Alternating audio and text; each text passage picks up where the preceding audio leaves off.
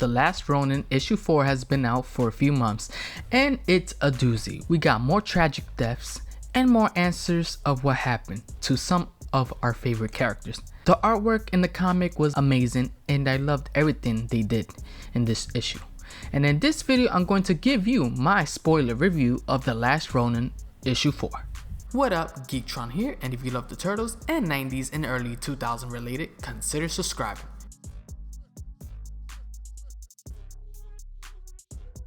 The issue starts in present time with Mikey and Casey and the rest of the crew getting ready to ambush Stockman's lair.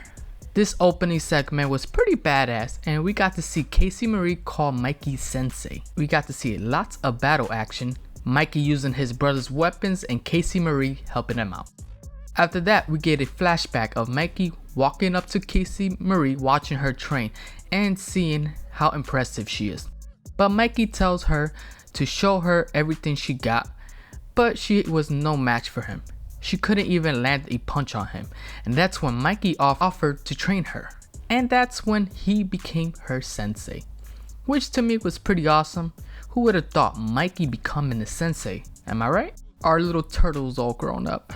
Then April walks in and she was like, "Sensei?" Mikey apologized if he was overstepping his boundaries, but she said he wasn't and asked him to finish telling her what happened in Japan. That's when we get a flashback. Funny, right? A flashback in a flashback. Once the plane landed, Mikey headed out to the countryside to head to the clan Hamato to find Splinter and Donnie. Mikey walks miles through snow, and that's when he saw a light in the distance.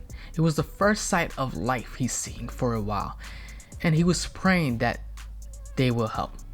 That's when Mikey was surrounded by a whole bunch of samurais. He told who he was and that he was the son of Splinter, and they pointed him to the village.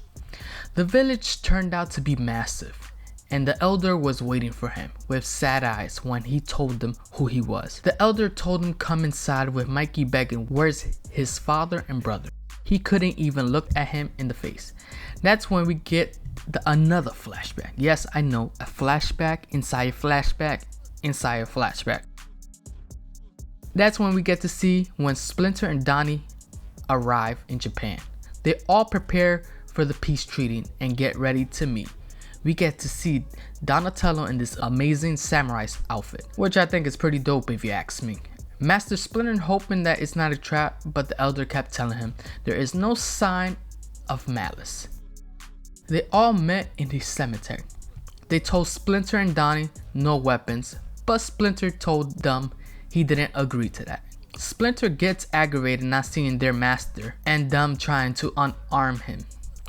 That's when another samurai comes, insulting Splinter, asking him has he heard from his family from New York, and laughs.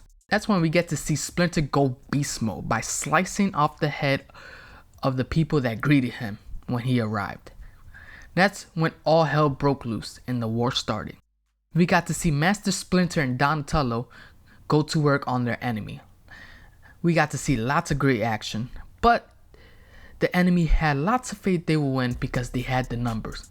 And that's when they told Splinter that his family in New York are dead. So he told him, so there's nothing for him to lose.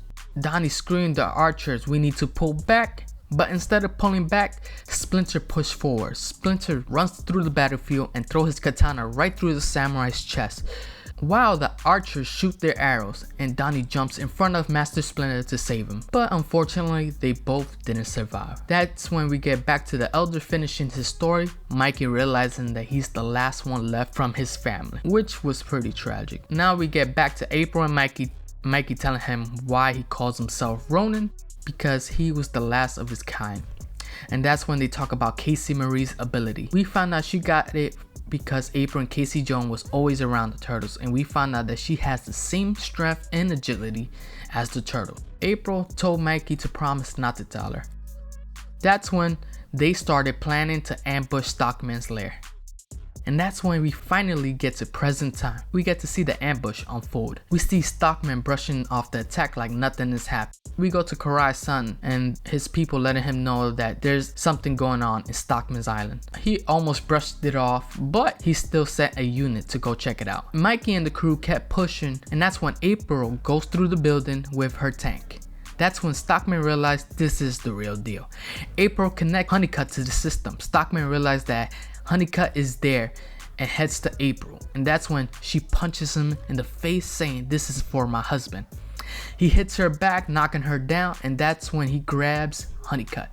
Honeycutt say, "You shall not pass," electrifying him, repeating, "You shall not pass." Honeycutt tells him, "You shall pay for my family, for my friends, for everything." Honeycutt explodes, taking down Stockman with him.